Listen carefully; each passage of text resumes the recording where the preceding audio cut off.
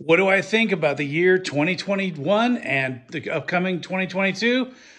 Let's get into it with an unboxing.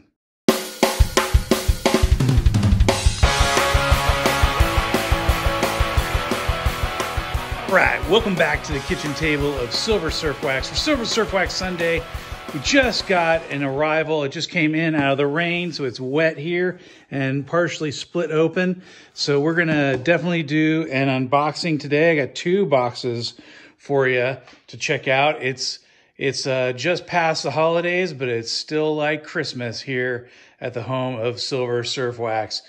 So let's get into it. I also want to spend some time talking about, my thoughts on 2021 and how 2022 is going to go, and some general thoughts. So let me rant forward while we unbox here. But let's get started. Should we do the small one? Should we do the big one? Man, the big one's almost already open, and I know you want the big one, so let's go for it. So that was what she said moment here. All right, so here we go. So open up, let's see if there's any personally identifiable information. What would we need to start off here? Let's turn that over and get that paper out of the way. What would we need to start off the new year? Of course, what we need here is, you guessed it, some more ammo cans. If we're gonna start off the new year collecting more silver, we are gonna need some more containers. And let's check this out. I ordered 2 orders of these, and so and they were really inexpensive, brand new ammo cans. Look at that. And I think we have a surprise inside, if I'm not mistaken. Yes, sir. Second ammo can. Here, let me take this lid off. Let's try to do this with minimal damage while I'm holding the camera. So I got an ammo can within an ammo can. Love it. And so the next project for the year 2022, I think, will take place in these 2 large ammo cans, because once we finish the silver $50 project, which is tantalizingly close, and the 500 ounces of 10-ounce bar project, yeah, I know I can do this, then we will be on to the next project. So there we go, guys. That is pretty thrilling. We got some more ammo cans, and these are nice and pretty. They don't necessarily have all the writing and the yellow information on them, but they are the proper ammo can dimensions. And I will need to get little fuzzy feet for them so they don't damage my kitchen table. They come with little silica packs already, so that's pretty nice. So I'm pretty happy with that. These were on Amazon for, well, geez, less than $50 for both pairs. So I got 4 ammo cans basically for under $15 an ammo can, brand new. And I was picking up ammo cans between $10 and $15 from the military surplus store. Okay, excuse me while I rip this open. And so this was a pretty good deal. Shipping was free, and so the only thing that upped the price a little bit was tax. But yeah, I think it was around $50 total with tax. For 4 ammo cans, so I'm pretty pleased with that. I gotta say, nice brand new ammo cans for the new project. Now I know what these 2 big ones are going to be for, and I know what this one small one is going to be for, and then this guy is a little bit extra, so that's fine. So hey, let's move that to the side and get towards the unboxing. Let's see if we can push this out of the way.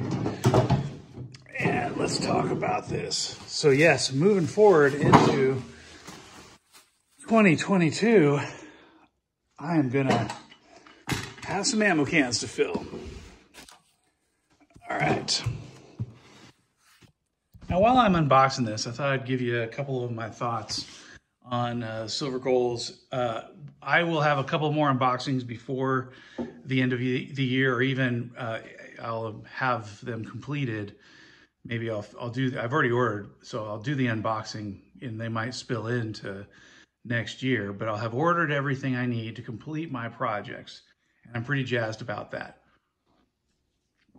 And so it makes it kind of a question of what do you think I'm thinking about for the year 2022?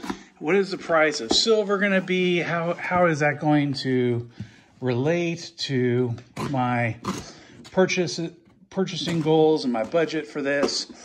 And you know, what are my thoughts and my plans? Everybody's given their predictions on silver, and I gotta be honest, I have no idea what the price is gonna do, nor does anyone else. I happen to think that things will stay relatively steady. I don't think they're gonna go up dramatically next year. I don't think they're gonna go down dramatically, but I do think there will be, you know, times when silver might go back down to 21, maybe even 20 bucks, and may go up as high as 30. But I don't really see a big change, a massive, you know, jump to $50 silver next year, like so many have predicted for so many years in the past. And it's kind of interesting to me because I feel like some of these extreme cases, you know, there was a Mike Maloney video that kind of talked, and you can look it up, it's a pretty recent one, but he's done other similar stuff where he talks about the M2 money supply sort of matching the value of silver over time. If you map the M2 money supply compared to gold or compared to silver, the increase, let's see if we can do this on the increase in the supply mapped to the increase in the price of silver. If you map that together, it basically creates a flat line. You know, with very few outlier positions. You know, basically the gold price and the silver price is kind of mapping the. Oh my goodness, they put this in here so strangely. Kind of just, there we go. Okay, so the unboxing here should be 10 bars. What is this? What is this, guys? I've never seen these before. JBR Recovery. Look at the back of that thing. What do you got on here? You got some sort of obelisk, a car, a bus, some planes, some weird person that's a plane. Look at that interesting thing. Have you seen, guys, have you seen this bar before? So I ordered 10-ounce random bars, and lo and behold, I got them. And it looks like I got all of the same here. Look at that. Interesting looking bars. I've never seen anything like it.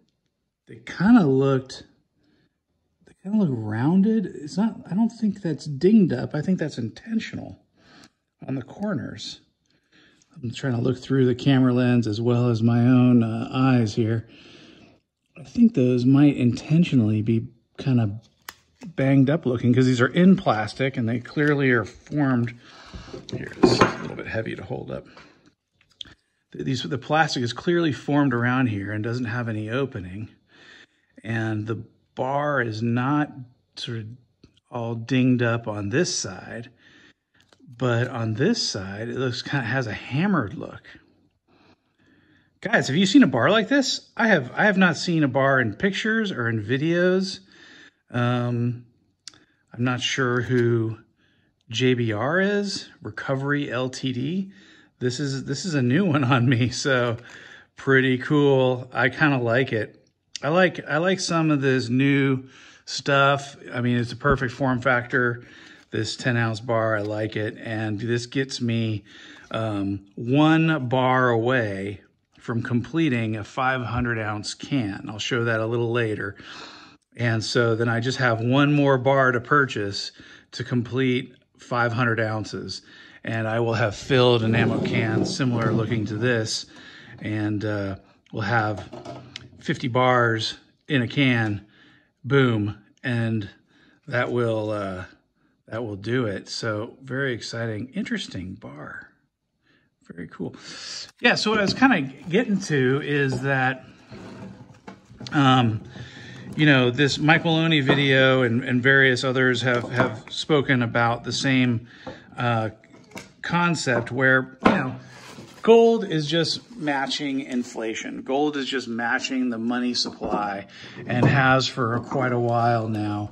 And so with our money supply increasing, I expect the gold and silver price to increase, but I don't necessarily expect to become wealthy off of it. I don't necessarily expect for it to be an appreciating asset in the way that, you know, people have become wealthy off of crypto, or, you know, I think a lot of people's homes have done better than the M2 money supply. So, you know, you purchased a house and it went up a tremendous amount, and it went up more than the money printing perhaps. So with that, you know, I'm not really necessarily feeling like that gold or silver is going to necessarily make one rich. But there was a recent Peter Schiff video, and I'll see if I can't find a link to it or put it on there. But Peter Schiff, obviously gold community guy, and has been bashing crypto for quite a while now. He made an interesting argument, and I thought it was a funny argument because I think he was arguing about this from the perspective that the crypto people are dumb. And yet I think that essentially this is what the gold people think too. So he was kind of making the case that, hey, the crypto people are claiming that crypto is a store of value, and how ridiculous is that? Because while they simultaneously are thinking it's a store of value and keeps pace with with the money printing or something like this, they also think it's going to go to the moon. And I can't help but notice that a lot of our community, a lot of the silver and gold YouTubers, they will a lot of the major people in the community, they're like, hey, look, you know, gold is going to be $200, or silver is going to be $200 an ounce, as gold is going to be $10,000, right? Gold is going to 5x and silver is going to 10x or something like this. And so because when, you know, and then the argument is, and it's an argument I also subscribe to, is that a very small percentage, 0.5% of people have silver and gold in their assets today.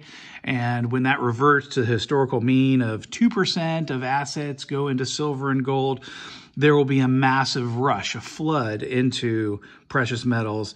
And so those who are stacking precious metals right now will find that their value increases in that sort of geometric rate due to the flood, the interest of people coming in. So it's kind of funny because, you know, simultaneously, both the crypto people and I think the gold and silver people make this claim that their money is a store of value and that hedges inflation, and also think it's a moonshot. And so Peter Schiff in this video, he's making fun of that, you know, that the volatility of the crypto can't be a store of value because it goes up so dramatically, and, you know, 50%, and then it drops dramatically another 50%. So how can that be a store of value?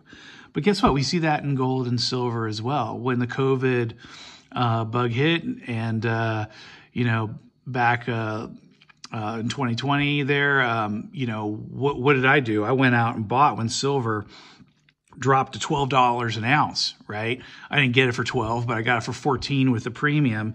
But 14 an ounce, I picked up a bunch of silver at 14, and you know, then it went up to 28. Well, that's 100% increase and a 50% decrease at the time.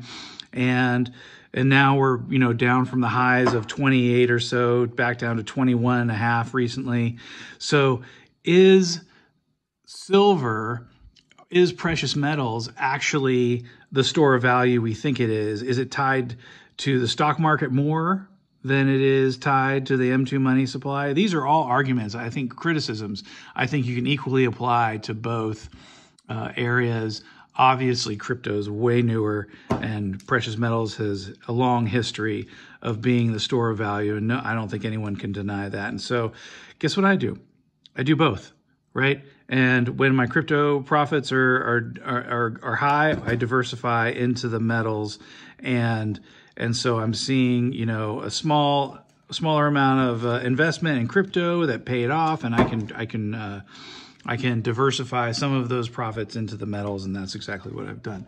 So I kind of want to, you know, kind of mention that I think a lot of us, we get a little bit tribal about you know, being our metals, and sometimes I'm guilty of doing that, or tribal about your cryptocurrency. There's a lot of Bitcoin maximalists, and they think the only thing that's good is Bitcoin, and the other things like Ethereum or other altcoins are not so good. So let's see what we got here. I should have 17 coins. So am I going to get all buffaloes? Yep, it looks like it. Looks like it. So I should have about 17 here. Let's count them out. And 3, 4, 5. We got 10, 15, and 2, 17. Sweet. So yeah. So I think it's really interesting. I think, you know, going forward into next year, you know, my goal is to budget enough or convert some crypto profits into metals and into cash, because I kind of have this feeling or belief or concern that cash is going to be important as things become more expensive, as rent goes up, as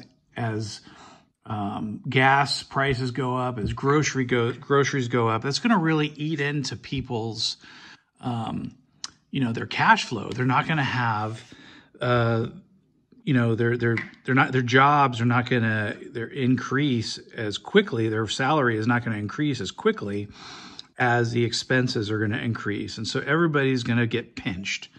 And with that, I think people might have to sell assets. And if that happens in a mass, if people need to start selling their stocks, they need, you know, maybe their precious metals, maybe their crypto, a lot of these bubble assets, maybe homes, you know, over this next year, might take a year or two, but over this next year or two, you know, with asset prices so inflated and so high and beyond, you know, what I think should be normal for the stock market, my worry is that folks will be cash poor. And so without having a nest egg of cash to be able to deal with emergencies, you know, you need a set of tires, you have a car breakdown, there's a family emergency, somebody needs some money, and people are going to be cash poor, and they're going to need to sell assets. And so in my mind, the goal is to have some cash around to be able to weather those difficulties and have enough money for the inflation, you know, adjusted prices of gas and groceries and whatnot, as well as be ready to jump on some of the price decreases. You know, there may be a market downturn. You might have a 40% drop in the stock market. You might have a 40% drop in metals or crypto. And if you're one of the few people with cash on the side, you can purchase when that thing drops down the lowest. And you don't have to be in the most desperate situation where the people who are selling when it drops because they need the cash, they're in the most desperate situation.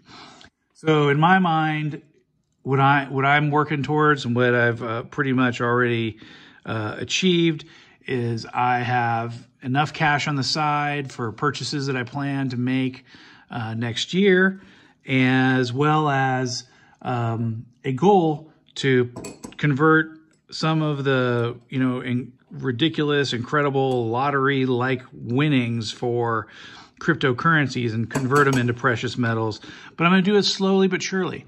I'm not going to jump on it so heavy that, I go all in. I'm going to keep a slow incremental approach, because I believe that, the natural reaction, the thing I want to do is dump everything into metals or go all in. And I think a lot of us have that compulsion, and it's a little harder. It's a little more difficult to make slow and incremental changes and adjust and see how things go. I think that's the smart way to go.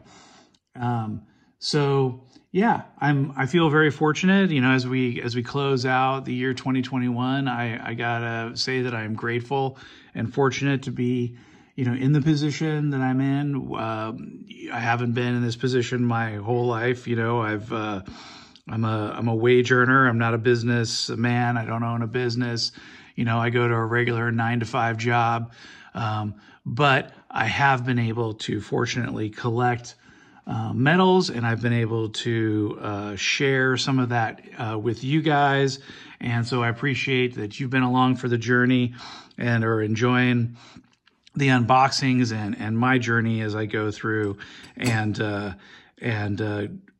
change my wealth stacking position here. So I want to wish you guys all a happy new year, and we'll see you on the next one.